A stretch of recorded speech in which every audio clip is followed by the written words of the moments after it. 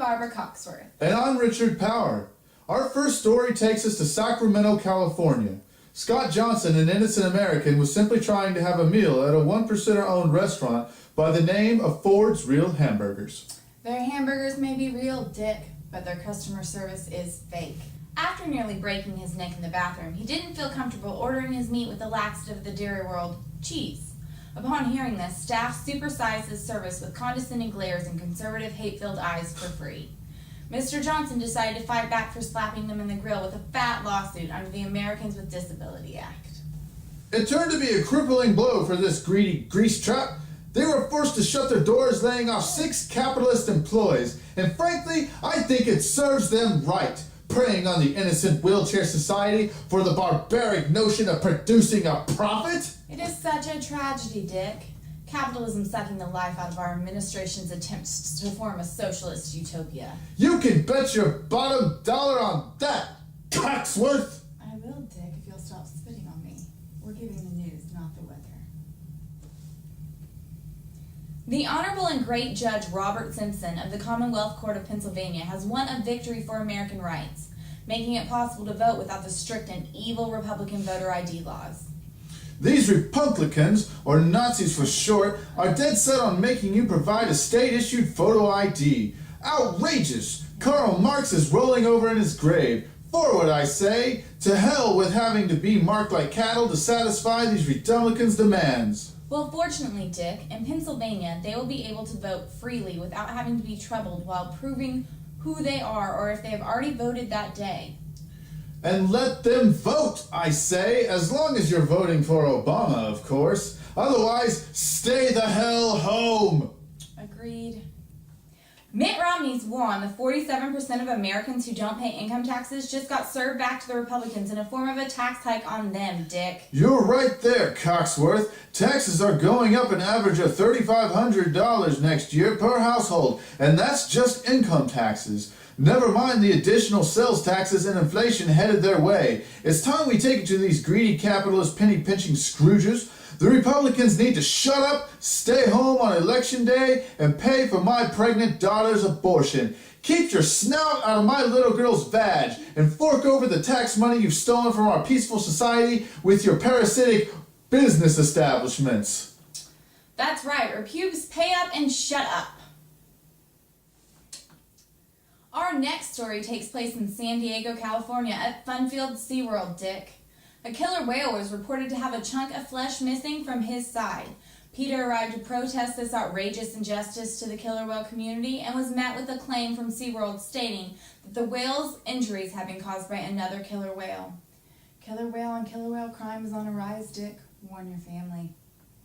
I will, Coxworth. Fortunately, Pete is sure up to run off all potential customers and is aiming to shut this evil, free, willy-killing establishment down. Pack up your picnic baskets, kiddos. PETA is here to regulate. I wonder if they serve the meat from their slaughtered animals in the concession stands, Barb. You know, nothing gets me going like a strong dose of bureaucratic regulation, Dick, and the thought of baby steel nuggets.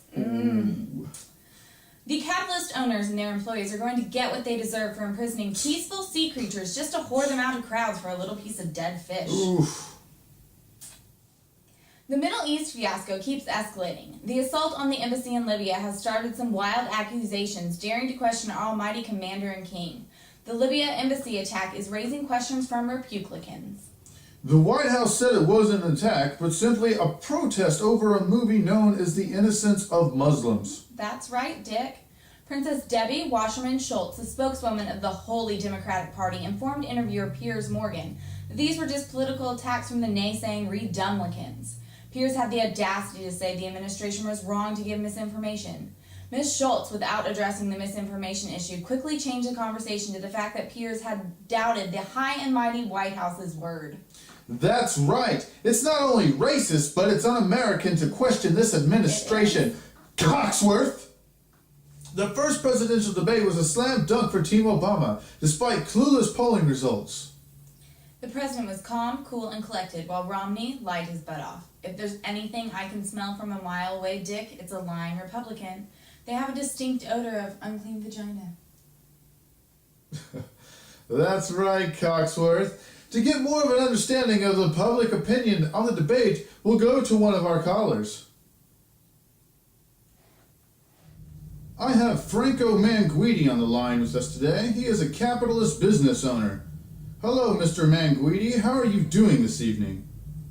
Hey, this is Franco Manguini. Come down and get some linguine, you know what I'm saying? You own a small Italian restaurant, or actually 2 restaurants, is that correct? That's correct. We got 2 locations, you know what I'm saying? You come down, you get something to eat. How many people do you employ, Mr. Manguidi? You know, I got 2 locations. I got deliveries, and catering, and everything. I got like 27 guys. 27 guys, you say? That's right, yeah. We're on. Okay, well, let's just go ahead and move on. I have a few questions for you tonight. Mostly, they're going to be about the recent presidential and vice presidential debates. Did you get a chance to watch those? Yeah, I checked them out. I saw them. Okay, well then I trust you got to hear the hate-filled rhetoric of Mitt Romney during the debate. I didn't hear any, I don't know about This is a yes or no question, Manguidi. I need you to answer yes or no. Well, no, I didn't see no hating on there. Maybe you need to get your eyes checked and possibly your ears. I have another question for you. It's more on the economy. You don't really believe that lowering taxes on the job creators would encourage economic growth, do you? Yeah, dude, I mean, you got more money, you can get more guys, you can feed more people, my business, you know what I'm saying? And then, maybe put in like a 3rd location or something. So you're all about opening more locations for your capitalist establishment. Of course, we want to grow, get some more people going and sell some more linguine. Yes, linguine. We all need more linguine. How long have you...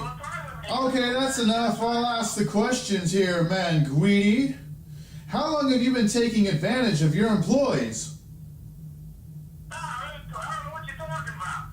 They come down and we do a good business, and they make their money and everybody wins, Yes, but I think it's safe to say that you've been underpaying them and making a large profit off of their efforts. Don't you feel at least a little bit guilty for this greed?